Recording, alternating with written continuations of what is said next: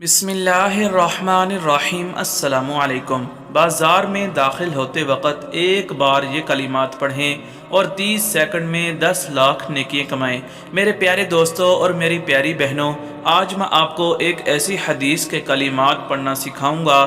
آپ علیہ السلام نے فرمایا کہ جو شخص بازار میں داخل ہو کر یہ کلمات پڑھے، اللہ پاک اس کے نامہ اعمال میں 10 لاکھ نیکیاں لکھ دیتا ہے اور 10 لاکھ اس کے درجات بلند کر دیے جاتے ہیں اور جنت میں ایک اس کا گھر بنا دیا جاتا ہے۔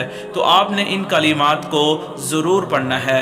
وہ کلمات یہ ہیں: لا الہ الا اللہ وحدہ لا شریک لہ لہ الملک ولہ الحمد یحیی ویمیت وہو حی لا یموت بیدہ الخیر وہو علی کل شیء قدیر۔ اللہ تعالیٰ سے دعا ہے اللہ پاک ہم سب کو جب بھی بازار میں جانا ہو ان کلمات کو پڑھنے کی توفیق عطا فرمائے۔